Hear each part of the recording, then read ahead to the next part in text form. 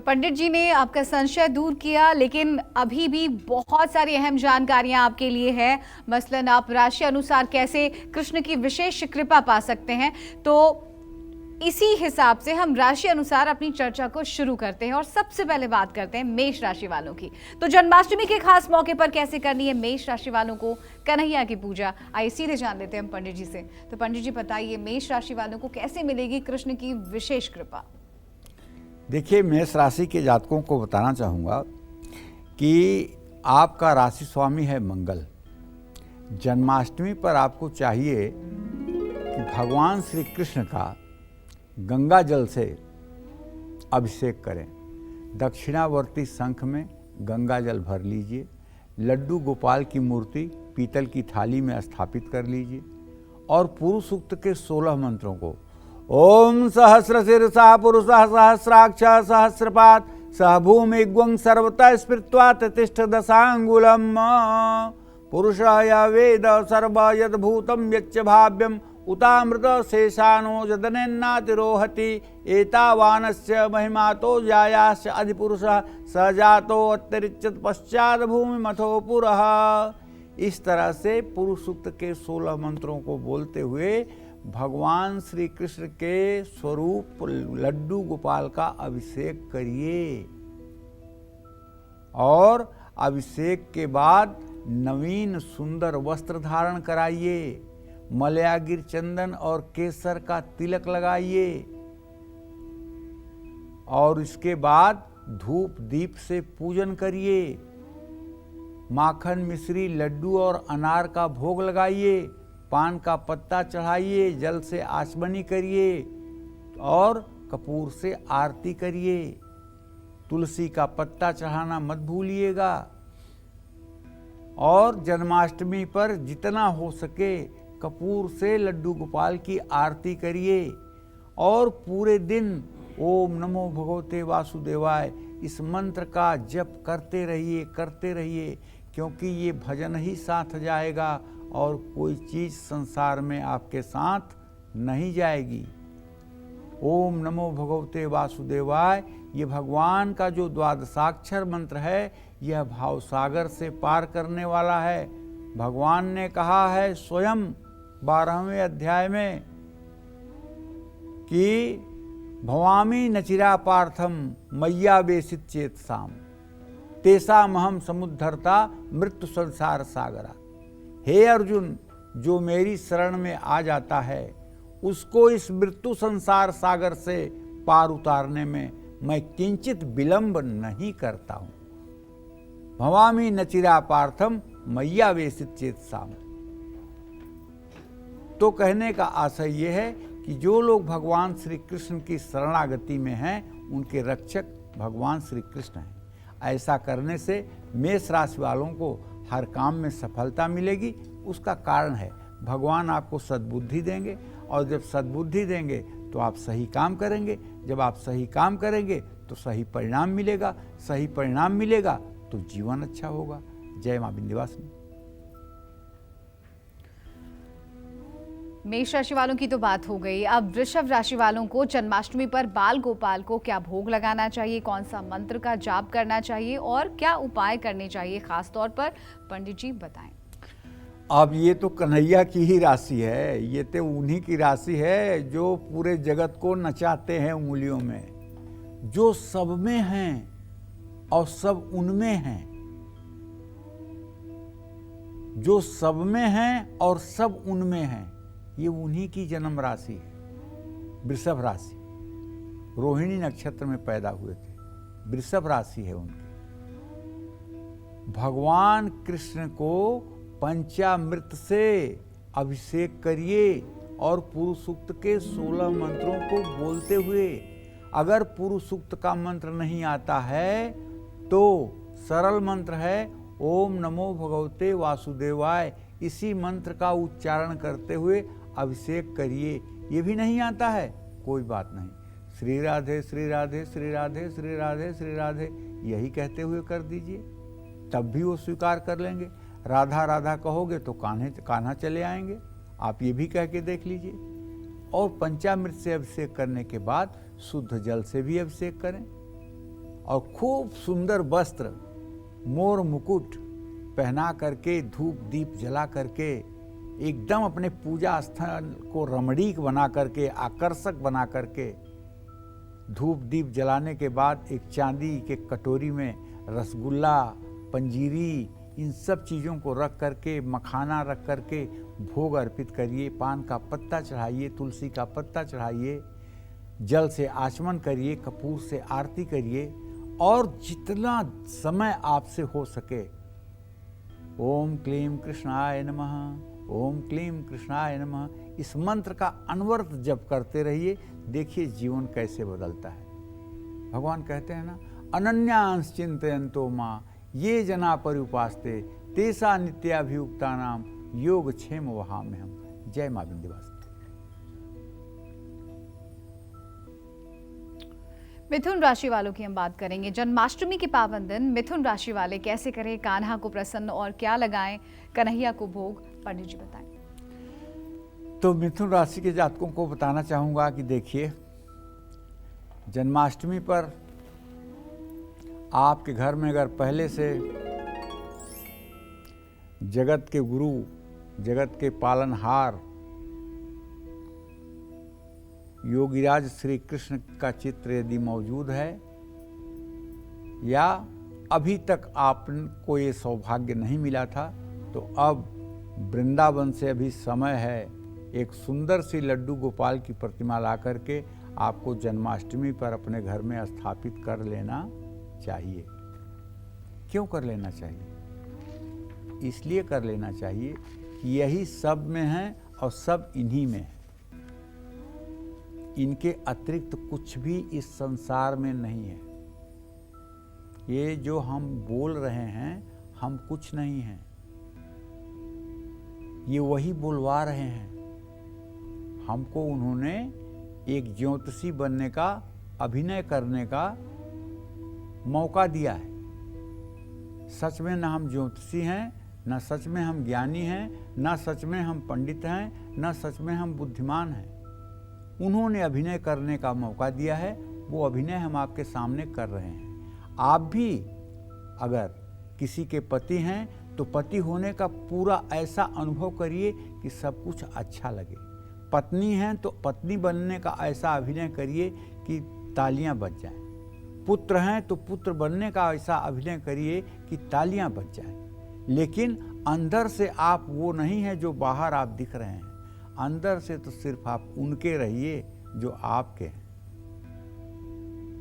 तो भगवान श्री कृष्ण से आपका अटूट रिश्ता है। इसीलिए कहते हैं कि प्रातः स्मरामि हृदय संस्फुरदात्म तत्वम सच्चित सुखम परमहंस गतिम तुरीयम यत स्वप्न जागर सुसुप्तिम अवैति नित्यम तद ब्रह्म निष्कलमहम न च भूत संग। आत्मा नष्ट होने वाला संघात नहीं है, क्योंकि यहाँ परमात्मा का निवास होता है। और इसीलिए मैं कहता हूँ वो सब में है और सब उनमें। भगवान श्री कृष्ण का गाय के दूध से, दक्षिणावर्ती शंख से पुरुष सुक्तम के 16 मंत्रों को बोलते हुए पूरे भावना के साथ अभिषेक करना चाहिए। उसके बाद शुद्ध जल से अभिषेक करना चाहिए। अभिषेक करने के बाद सुंदर परिधान उन्हें धारण कराना चाहिए। मोर मुकुट धारण कराना चाहिए, बांसुरी धारण कराना चाहिए और उसके बाद में बढ़िया सुंदर माला चढ़ानी चाहिए। और पंचमेवा, खोया, काजू की मिठाई, केला, तुलसी का पत्ता, गेहूं के आटे की पंजीरी, हलवा, ये सब चीज़ें उनके सामने नैवेद्य के रूप में निवेदित करना चाहिए। ओम नाभ्यासिदंतरिक्षगुंशिषणौद्यौ समवर्ततः पदभ्याम भूमिर्दिशः श्रोता तथा लोकान अकल्पयन् नैवेद्यम निवेदयामि। ये नैवेद्य उन्हें प्रस्तुत करिए, भोग लगाइए, सुगंधित जल से उनका आचमन करिए। 5 बार जल गिराइए। ओम प्राणाय स्वाहा, व्यानाय स्वाहा, उदानाय स्वाहा, अपानाय स्वाहा, समानाय स्वाहा। जन्माष्टमी पर पूजा करने के बाद एक पान का बीड़ा बना करके ओम जद पुरुषेण हविषा देवा यज्ञमतन्वतः बसंतो स्यासी दाज्य ग्रीष्म इद्धम शरद धवी तांबूल पुंगी फलम समर्पयामि कृष्णाय नमः। और कपूर से भगवान की आरती करिए। स्फटिक की माला से ओम क्लीम कृष्णाय नमः इस मंत्र का जितना हो सके जन्माष्टमी पर जप करिए। ऐसा करने से मिथुन राशि वालों के जीवन में यश और कीर्ति मिलेगी। जय मां विंध्यवासिनी। मिथुन राशि वालों की हमने बात कर लिया, बात करते हैं हम कर्क राशि वालों की। श्री कृष्ण जन्माष्टमी पर कर्क राशि वाले कौन से खास उपाय करके बाल गोपाल की विशेष कृपा पा सकते हैं, पंडित जी बताएं।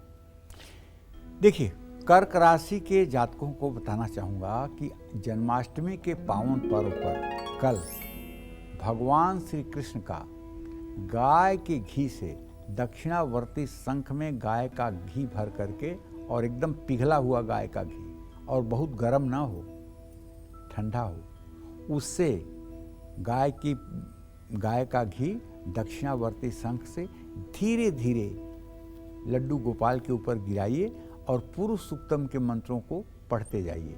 यदि पुरुष सूक्तम का मंत्र नहीं आता है तो पहले से ही अपने मोबाइल के YouTube में पुरुष सूक्त सर्च कर लीजिए और पुरुष सूक्त विद लाइरिस मतलब कि उसको चालू कर दीजिए। पुरुष सूक्त का मंत्र आपके मोबाइल में बजने लगेगा और आप ये अभिषेक करने लगिएगा।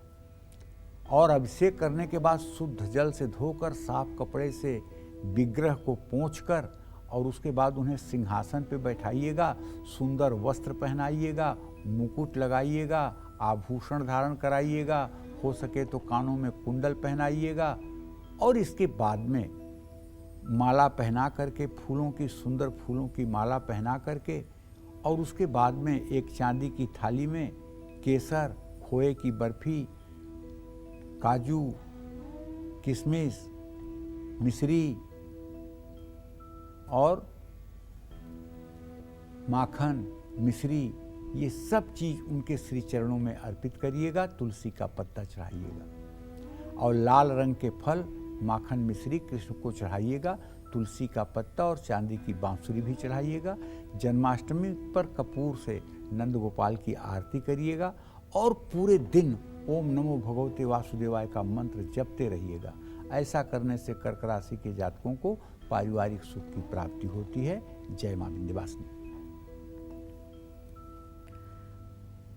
अच्छा पंडित जी, अगर हम राशि अनुसार बात करें तो सिंह राशि वालों को लड्डू गोपाल की कैसे पूजा आराधना करनी चाहिए, कौन सा मंत्र पढ़ना चाहिए, जाप करना चाहिए, कैसे श्रृंगार करना चाहिए? देखो, सिंह राशि के जातकों को बताना चाहूंगा कि सिंह राशि के जातक कल जन्माष्टमी पर लड्डू गोपाल को एक पीतल की बड़ी थाली में रख करके और पंचामृत और विशेष रूप से शहद मिला करके उसमें श्री कृष्ण का पुरुष सूक्तम के 16 मंत्रों को बोलते हुए अभिषेक करें। शुद्ध जल से उसके बाद अभिषेक करें, गंगा जल हो तो उससे अभिषेक करें। सुंदर वस्त्र, मुकुट धारण करा के, फूलों से श्रृंगार करके, धूप दीप जला करके भगवान को लाल पेड़े, गुड़ की मिठाइयाँ, खीरा, हरा फल, मूंग के आटे की पंजीरी, ये सब नैवेद्य के रूप में एक थाली में रख करके भगवान के सामने श्रद्धापूर्वक समर्पित करिए। उसमें तुलसी का पत्ता जरूर डाल दीजिए और जन्माष्टमी के शुभ मौके पर तुलसी का पत्ता डालना मत भूलिएगा, क्योंकि भगवान श्री हरि विष्णु के अवतार हैं श्री कृष्ण। अगर तुलसी का पत्ता नहीं चढ़ेगा तो पूजा अधूरी हो जाएगी। भगवान कृष्ण को आरती जरूर करिए और मोर पंख लगा हुआ मुकुट लगाना मत भूलिए। श्री कृष्ण की मूर्ति पर ये सब चीज़ें श्रृंगार की आप समर्पित करें और अहंकार का त्याग करके समर्पित करें। ओम नमो नारायणाय नमः इस मंत्र का पूरे दिन जितना संभव हो सके जप करें। ऐसा करने से सिंह राशि के जातकों को हर क्षेत्र में सफलता मिलेगी।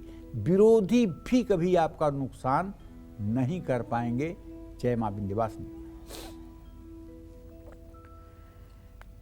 तो अब हम बात करेंगे कन्या राशि वालों की। तो कन्या राशि वालों को जन्माष्टमी पर बाल गोपाल को क्या भोग लगाना चाहिए, पंडित जी ये भी बताएं। साथ ही साथ किस मंत्र का जाप करना चाहिए और क्या खास उपाय करने चाहिए? देखिए, कन्या राशि के जातकों को बताना चाहूँगा यदि आपकी कन्या राशि है तो भगवान कृष्ण का गाय के दूध से और घी से, दक्षिणावर्ती शंख से विधिवत पुरुष सूक्त के 16 मंत्रों को बोलते हुए अभिषेक करना चाहिए। उसके बाद शुद्ध जल से अभिषेक करके प्रतिमा को सुंदर ढंग से पोंछ करके नए वस्त्र से उन्हें सिंहासन पर विराजमान करना चाहिए।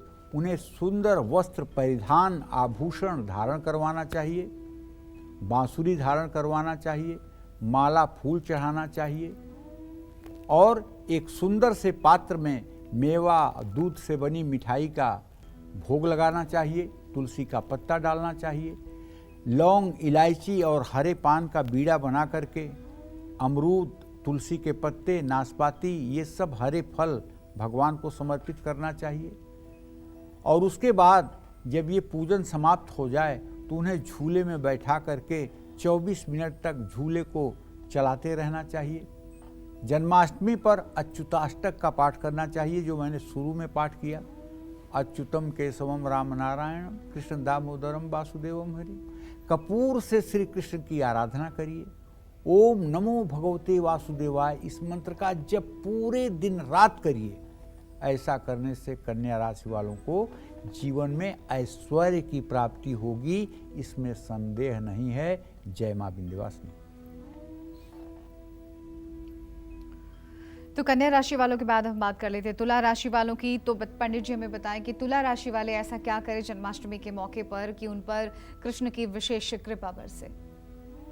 देखिए, तुला राशि के जातकों को बताना चाहूँगा कि आप इस जन्माष्टमी के पावन पर्व पर अगर घर में पहले से ही भगवान श्री कृष्ण का कोई विग्रह है तो उसी विग्रह का दूध में शक्कर मिला करके अभिषेक करिए, और नहीं है तो विग्रह चाहे लड्डू गोपाल का चाहे राधा कृष्ण का आप स्थापित करिए।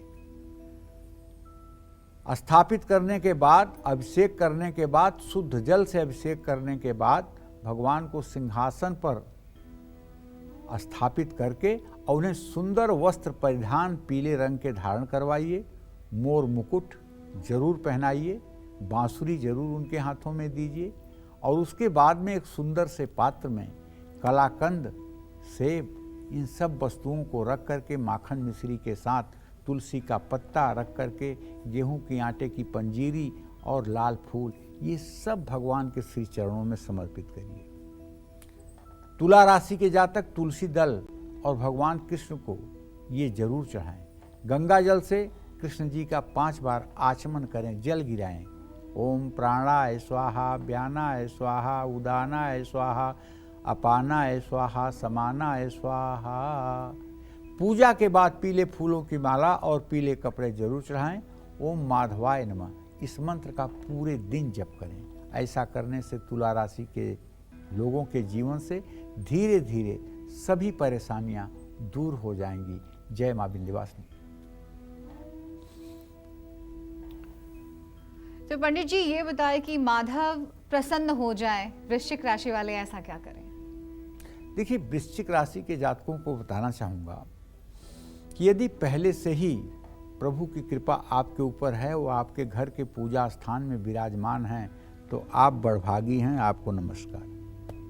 अगर आप उनकी पूजा परंपरागत ढंग से करते आ रहे हैं तो सचमुच में आपका दर्शन करने से पाप औरों का नष्ट हो जाएगा। लेकिन ध्यान रखिए, पूजा जो करिएगा वो पूजा आपके और भगवान के बीच में हो, पूजा का प्रदर्शन नहीं होना चाहिए।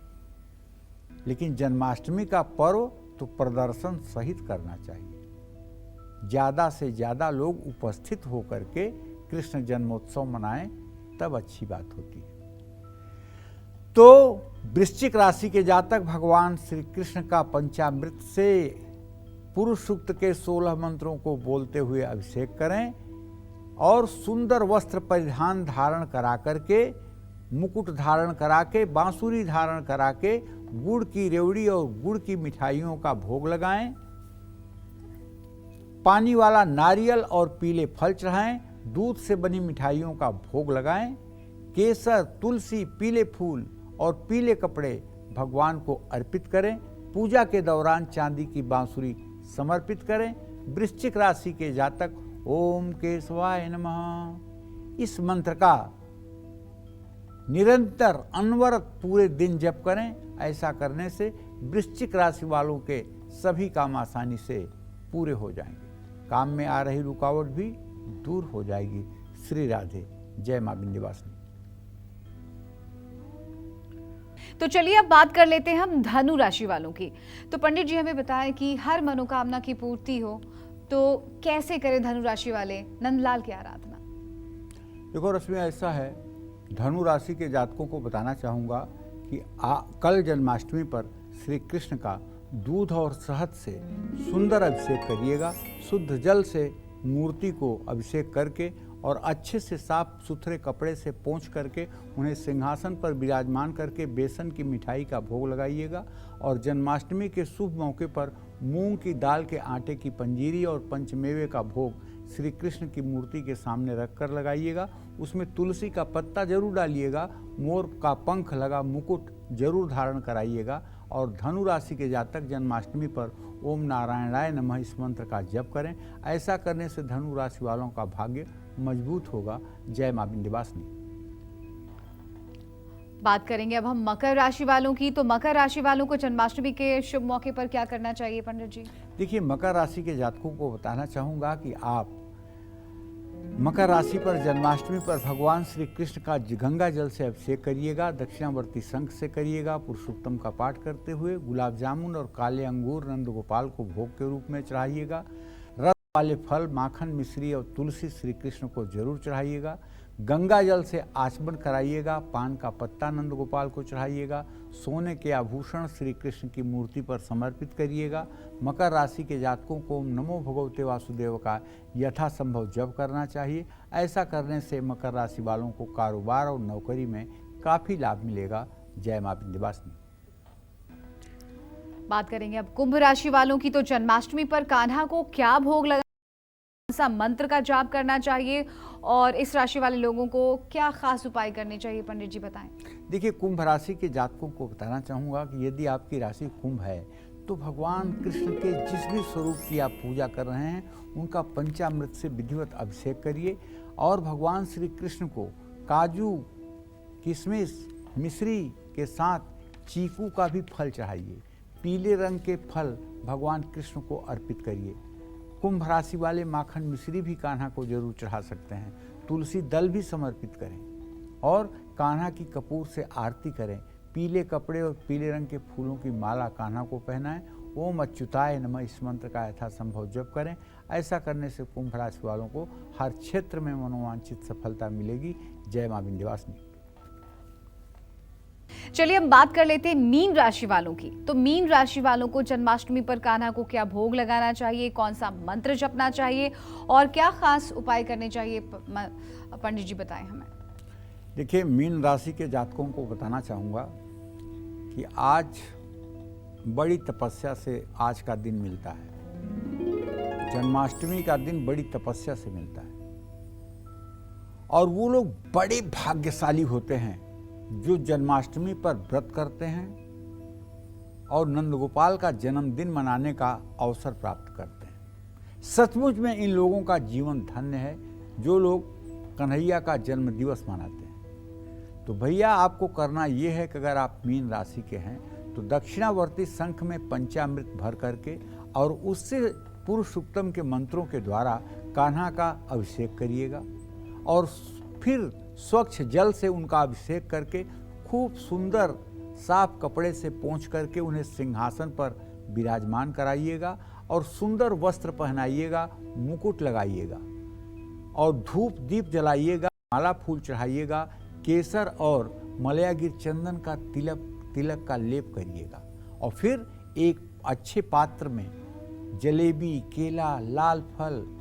माखन, मिश्री, दही, ये सब चीजें रख करके उसमें तुलसी करके भोग लगाइएगा और उसके बाद 5 बार आचमन करिएगा।